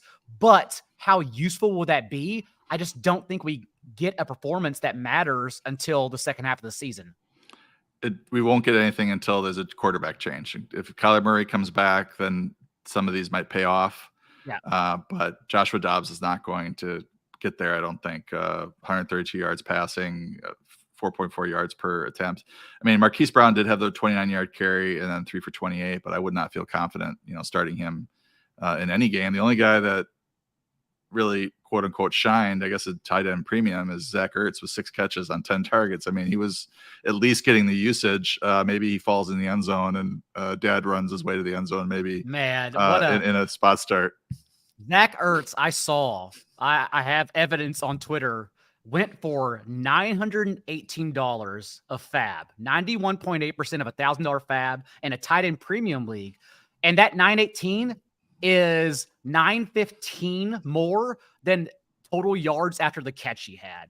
Like to lead all tight ends in targets, but to be 25th in receiving yards, that's Zach Ertz. Like we may have lost Tyler Higbee, but we got Arizona Tyler Higbee, basically. So sure, if you want to chase it, that's fine. I still personally have, I think we both probably have, Hunter Henry, Luke Musgrave, and Jake Ferguson ranked over him. Moving on to the Jets at the Cowboys. Again, I don't know what we learned. The Cowboys had the highest run play rate of any offense on early downs, first and second down in the first half, which shows intent of offenses. And so we thought they would be that under Mike McCarthy. But at the same time, because they had so much success on special teams and defense, we didn't get to see their offense and passing offense play out whatsoever. Like, I'm still concerned. Maybe the Jets defense is still an amazing play this week because we don't know what their passing game entails. So how are you ranking the Cowboys passing attack here? Well, I'm still, this is a tough matchup with the Jets. I have Dak Prescott. I've got him again as a QB2 type. This doesn't, strike me as it's going to be a very high scoring game with the Jets offense the way it is now. I think CeeDee Lamb's safe. Brandon Cooks has this MCL sprain, is likely to miss this week. So, Michael Gallup is kind of a dart throw type, I think. I still am excited about Jake Ferguson, even though he dropped 2 passes, because he did lead the team in targets. I think he had 7 targets in a game where they only attempted 22 passes, I think. So 24 passes. So the Jake Ferguson splits were also wonky due to blowout. What happened was Jake Ferguson totaled 14 routes, but 10 of them came in the first half. And not only that, but he was targeted on 5 of those 10 routes, which is amazing, and still led all tight ends and red zone targets in the entire league in week 1. So I think now that we think we're losing Brandon Cooks, because Brandon Cooks he turns 30 in 10 days and he's already dealing with an MCL injury. If that's the case, like, just get higher on Jake Ferguson. I think that's the better play than Michael Gallup, honestly. Yeah, I mean, we've been Jake Ferguson stands this all off season, and nothing I saw. I mean, other than the 2 drops, he had no drops last year. I think they'll clean that up. It was a kind of a rainy night, whatever. So I'm just going to give him a pass on that and just really fall in love with that usage that he was getting on that in the first quarter. For the Jets, the big story is no Aaron Rodgers. 3 dropbacks, pressure on all 3 because we still have big concerns about this Jets offensive line. And then, of course, that calf injury he dealt with in the preseason comes back to haunt him as he suffers a torn Achilles. Garrett Wilson, wide receiver 36 in points per game from Zach Wilson last year. In this game, he scores a touchdown and had 27.7%, a team high mark of Zach Wilson's pass attempts. But still, even on that usage, the wide receiver 22 in PPR because we got lucky with a one-handed touchdown. So I have Wilson as a wide receiver 3 for the rest of the season. What are your thoughts? I think he's too talented for that. I think he, rookie of the year last year. I don't know how many games did Wilson start last year versus what, Joe Flacco? He also got benched, so it's all over the place. Yeah, I don't know if he was, the primary quarterback for Garrett Wilson, but I think he's still, a wide receiver 2. Obviously, this is a huge downgrade for this offense. We saw what happened with this offensive line with Rodgers. I mean, he got hit, like you said, on all 3 dropbacks. And if you watched Hard Knocks, you could see him getting really frustrated with the protections from the offensive line. He wasn't going to make it through the season with this offensive line. Like, it wasn't going to happen given his age and propensity to hold on to the ball. He doesn't necessarily get the ball out quickly. And, this is what happens. So, like, once I saw like pressures in the first 2, I was like, oh boy, this defense or the Bills defense is going to get to Rodgers. And so it's interesting though that this offensive line is so bad in pass protection, but they were able to generate 172 yards rushing. Breece Hall looked amazing. on his 10 carries. And it doesn't, I mean, he had 11 touches. This whole thing about Dalvin Cook did have 16 touches. So I wonder now with the Jets the way they are, they can't really win the games with their quarterback. Do they now, accelerate the process for Breece Hall and start feeding him? Because Dalvin Cook, in the same game that Breece Hall had 10 for 127 as a runner, Dalvin Cook had 13 for 33. So, he looks like an old Dalvin Cook. Breece Hall looks explosive and like they need to feed him if they want to win games. So do we start to see a little bit more Hall here in the next 2 or 3 weeks than we, maybe thought we were going to? That was Breece Hall at 60 or 70% too. Now imagine what happens when he's at 100%. There's just no runways for Dalvin Cook. So yes, despite leading in touches, it just won't matter in my opinion. It's going to continue to fade and increase more in favor of Breece Hall down the stretch.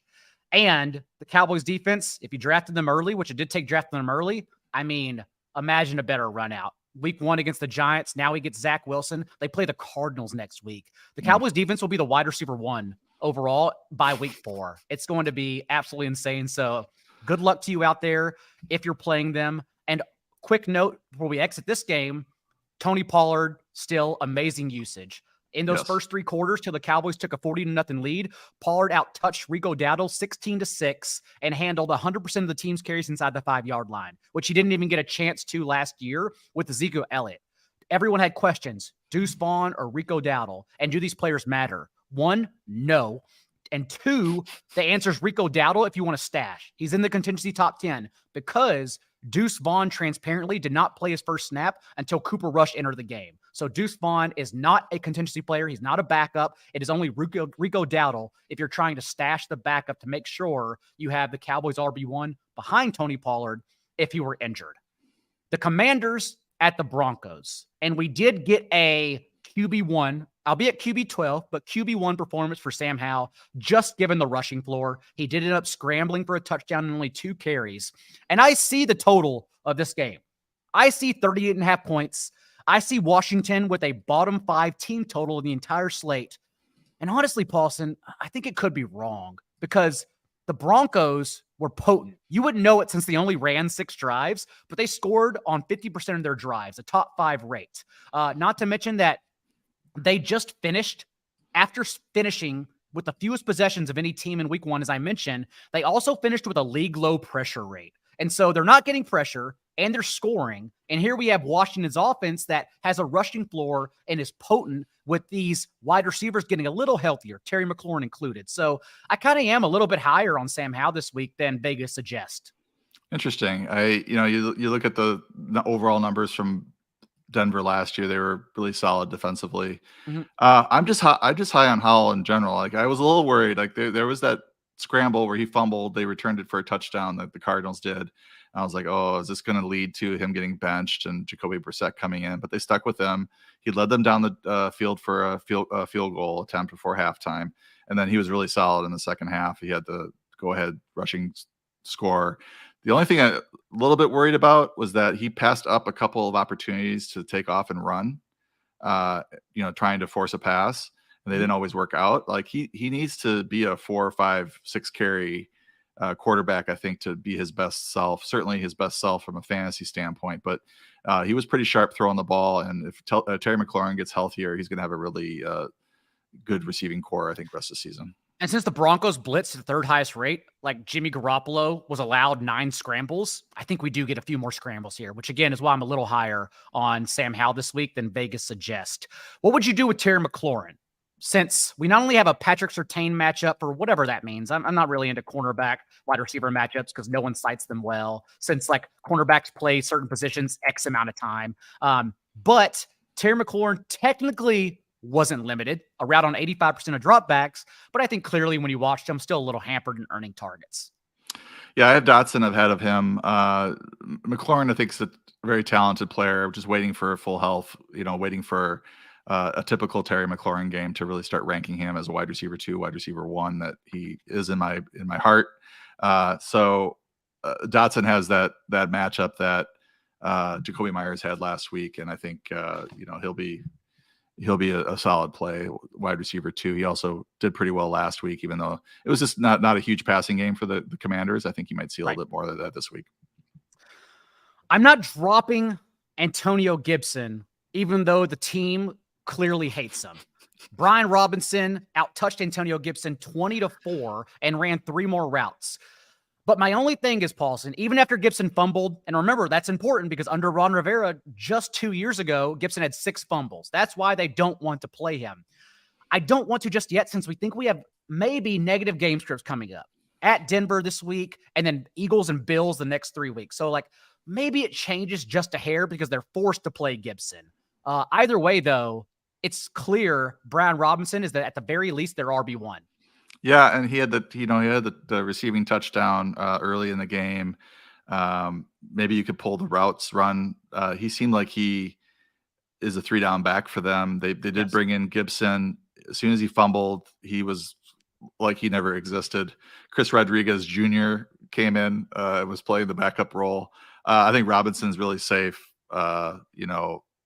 Volume guy there. It's not a huge scoring offense or anything like that, but he, 19 carries. He had the 2 targets, 1 reception for a touchdown. Looked good, and he takes care of the ball. So I think Gibson is now more of a attrition play, contingency type play than somebody that's going to get regular work in the passing game. It just seems like they don't want him out on the field. They don't trust him. And you can toss Adam Troutman into this entire lot of tight ends we have that we can start since Greg Dulcich, which is unfortunate because he was an every down player actually in the first quarter, suffered that leg injury, now out multiple weeks. Troutman earned 5 targets and a 15.6% target share in the interim. That's very clearly the place they're going to go to now. Sunday Night Football, Dolphins at the Patriots, and the Dolphins came out firing. We mentioned it earlier, 17 passes that went 15 plus yards.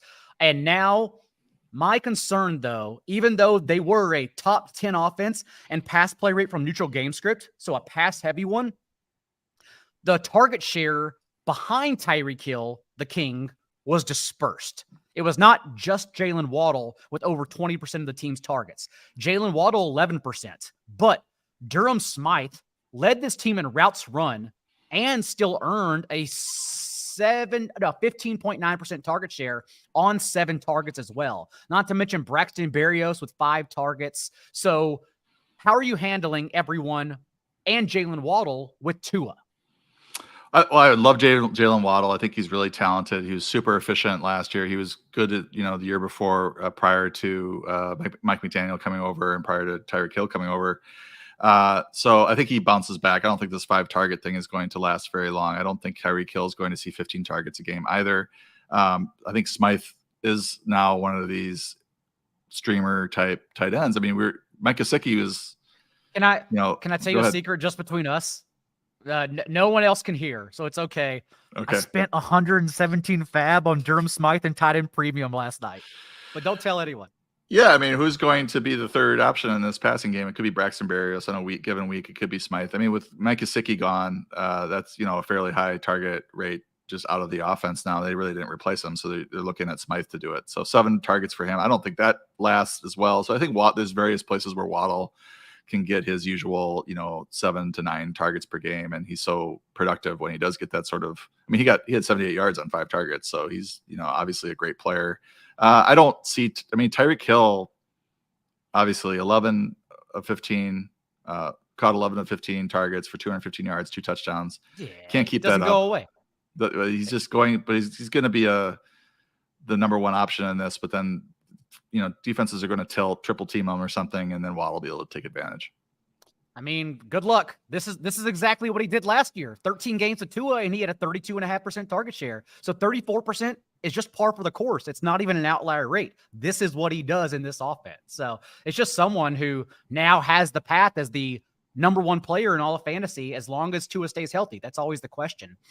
Also, for Raheem Mostert, where do you have him ranked for everyone in week 2? Because the touches, sure, not there. But the usage, that's exactly what we expected. 80% of the team's backfield touches out-touched Ahmed 12-3 as Devon Achane was a healthy scratch. Yeah, I've got him at RB22. He is a little dinged up. but they said that he is just getting some veteran rest. So, he's definitely an injury-prone player throughout his career, but it appears that he's going to be able to play against the Patriots. Patriots are a fairly tough defense in general, but Mostert should see the lion's share of the backfield touches and be a solid RB2, low-end RB2. The Patriots won't throw over 50 times per game, but very encouraging results in week 1 based on their offense, based on their usage. At top 10 in pass play rate from one-score game script. That's their intent. That's what they want to do, and at least did so against the Eagles. Not to mention finding some sprinkled in playmakers. Juju Smith-Schuster has reportedly lost all confidence from their coaching staff. It is now listed as the wide receiver 4 or 5. It was a one-score game, even on the last drive in the second half, and Juju Smith-Schuster ran fewer routes than Kendrick Bourne and Christian Wilkerson. He just wasn't out there. Demario Douglas instead was their starting slot receiver. So I think we now, until Devontae Parker returns, since he was out last week, have kind of formed this target tree. Kendrick Bourne, Hunter Henry, and Ramondre Stevenson for the Patriots. Yeah, I think Bourne specifically looked really good. I mean, 6 for 64, two touchdowns, 11 targets, 11 out of 54 pass attempts went to him. And from what I read, Juju Smith-Schuster is just relegated to slot duty or less. So we sort of thought that he might be the number 1 receiver, Juju, and that's not going to happen. Devontae Parker and Kendrick Bourne likely play on 2 receiver sets with Juju maybe in the slot if he can get on the field. But it looks like, Bourne was really good. Well, he was pretty good 2 years ago, 800 yards, 5 touchdowns, I think. He also had 120 plus yards rushing. He spent last season in the doghouse, it appeared, and just couldn't get any consistent run, but he's going to get consistent run given the absence of Jacoby Myers. They didn't really replace him.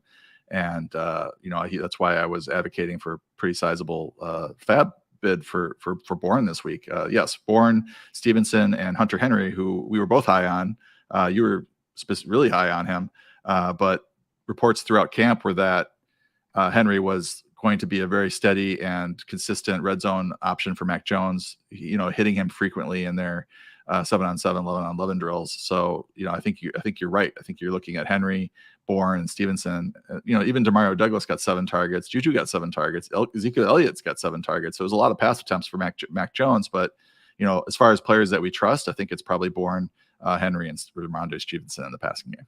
And we're staying very high on Stevenson. We think his wasn't even lowly usage since he out-touched Ezekiel Elliott at the end of the day, 18-12, but snaps behind the scenes, routes run, to still have that performance and earn an 11% target share with 6 targets only 48 hours after he was dealing with a stomach bug. We think that's why the usage was limited. He can easily break into an every down running back, especially since Elliott was, as expected, just so bad on his 12 touches. So stay very high on Ramondre out there. And Hunter Henry, yes, for me, low-end tight end 1, fringe tight end 1 the rest of the season. Guys, again, for me, like Tyler Higbee, Gerald Everett, who I didn't even mention, Gerald Everett for the Chargers. Kellen Moore ran him 52% of the routes, ran Donald Parham 43% of the routes, and it was Parham who led the team, not Everett, with 3 targets inside the 10. So these are the kind of players I'm dropping and picking up Hunter Henry and Luke Musgrave for.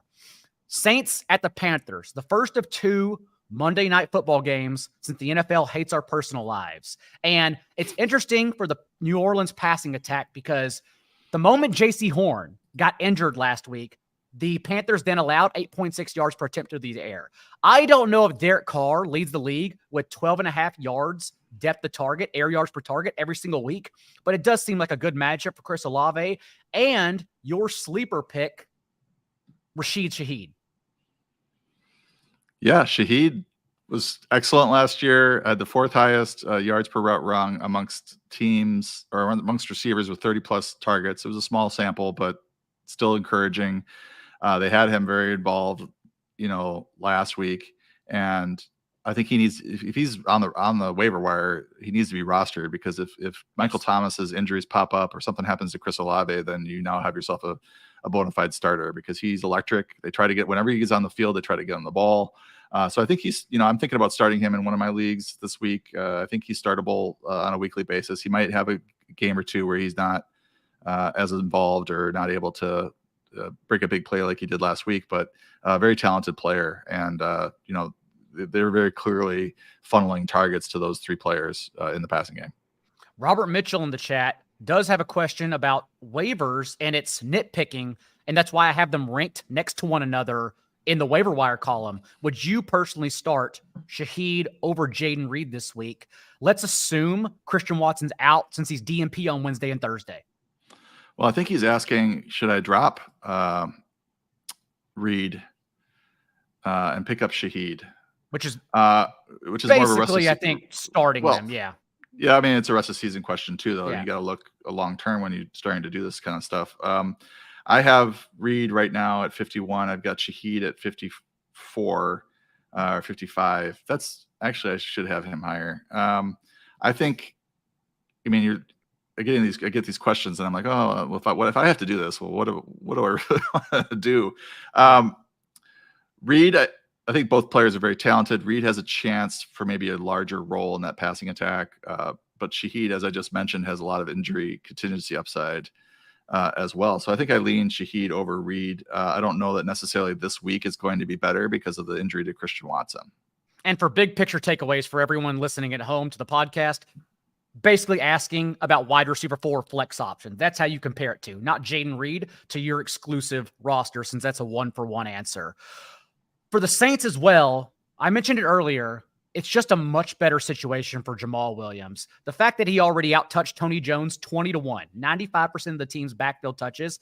If Kendre Miller is absent yet again with that lingering knee and hamstring injury, Jamaal Williams is going to see every touch in a much more favorable matchup against this Panthers defense that just got road graded by 2 Falcons running backs. Tyler Allgeier, who was a top 5 running back in PPR leagues. But if Kendre Miller were to return, would that affect your ranking of Jamaal Williams?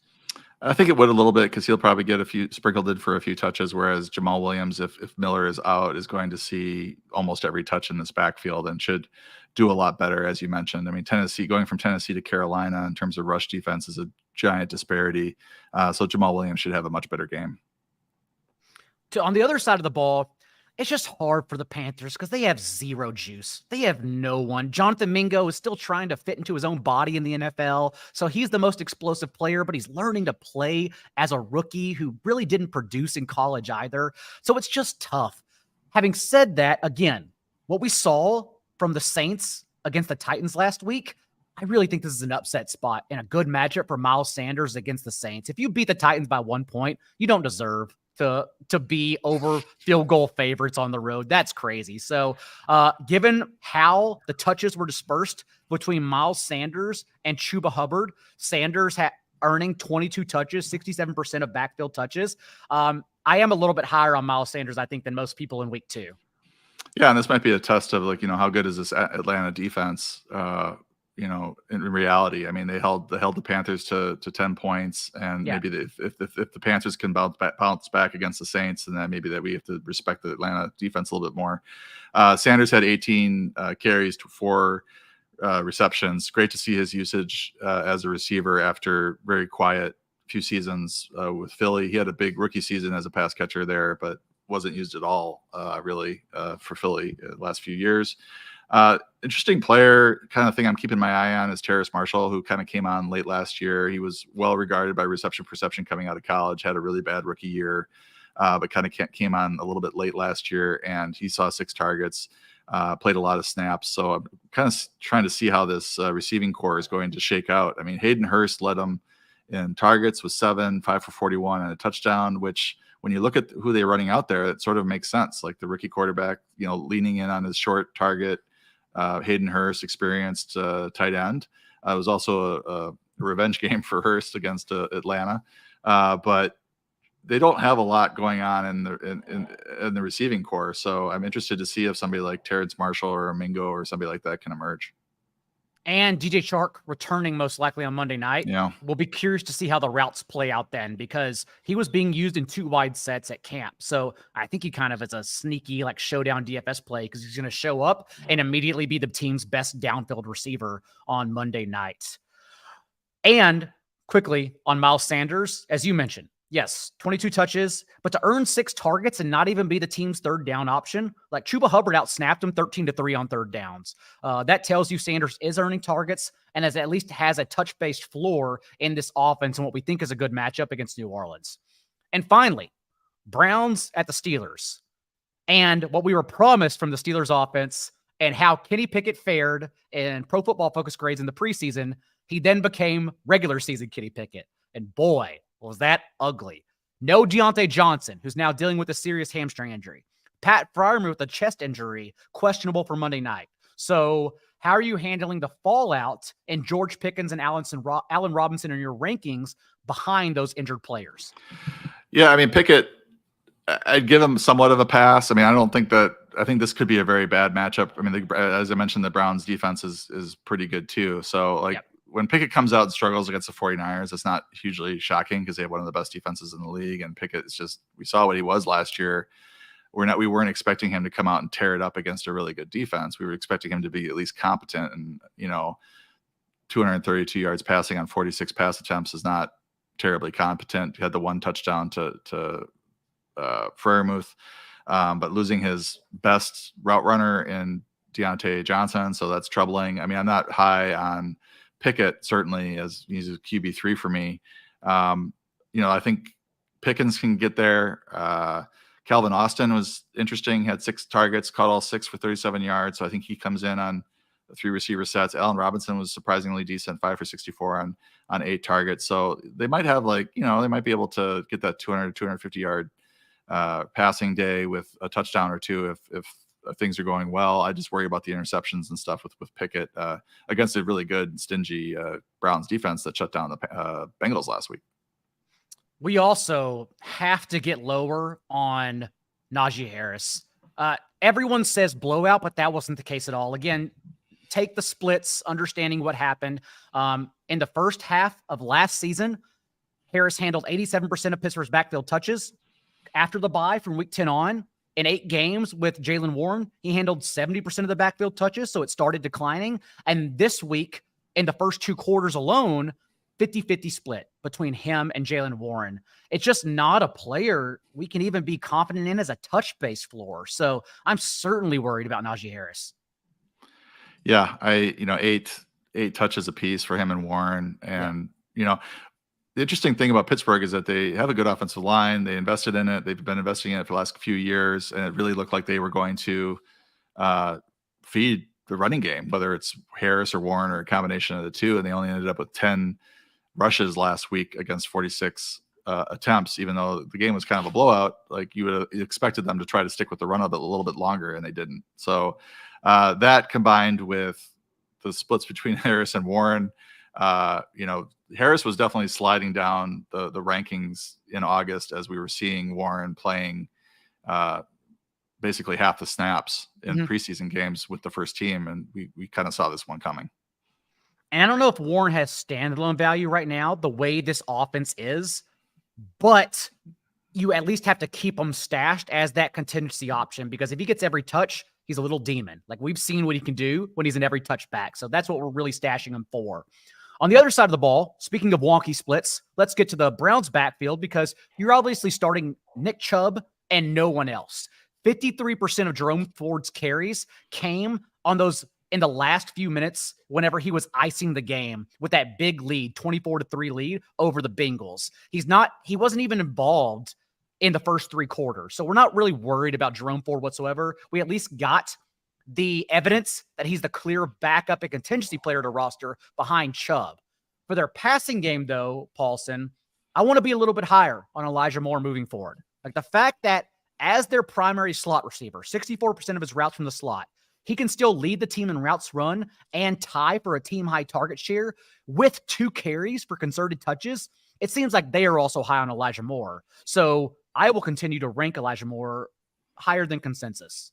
Yeah, I think, in camp we were hearing they were trying to manufacture touches. They're trying to feed Elijah Moore, find ways to give him the ball. I certainly was concerned about his snap usage and, his snap rate in 3 receiver sets only. But, 7 leading the team or tying Amari Cooper with 7 targets, getting those carries as well.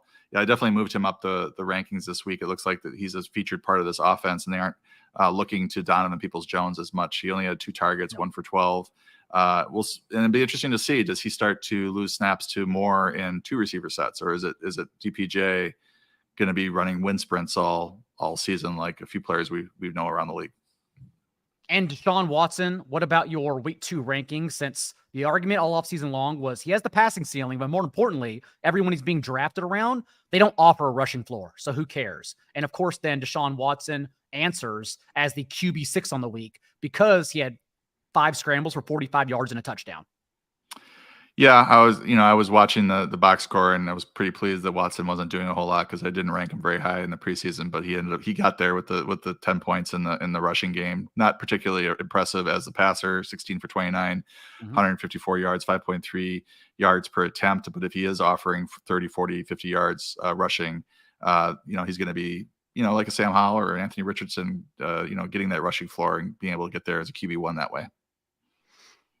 With that, I think we touched on everything. Reminder, you will be back Friday, tomorrow, live for everyone to answer their start sits, which I will not do, at 2 p.m. Eastern. So stay tuned for that. And then we will be back with the DFS show. TJ Hernandez, Pat Corain, friend of the show, all of us at 6 p.m. Eastern every single week. Those are the schedules to do. So until then, remember, thank you for tuning in and be a little bit kinder than what's required. We'll see you then. Good. That's the audio. Now we go behind the scenes for the fourth wall for everyone on the video to answer this question. Since it didn't really flow with the topic of the show, I didn't want to jam it in and surprise people on audio with a Q&A out of nowhere. So, Citizen, I see you. Just got a trade offer for Joe Burrow and Drake London for Trevor Lawrence and DeAndre Hopkins. Who do you think wins this trade, Paulson? Start with you. I think Trevor Lawrence, Hopkins. Just given what happened, I think Lawrence and Burrow are fairly close. So now you're comparing London versus Hopkins. I think Hopkins' usage in the Tennessee offense is significantly better than what we're seeing or what's likely to happen for Drake London in Atlanta. I probably should have hammered you more for Drake London rest of season mid-show.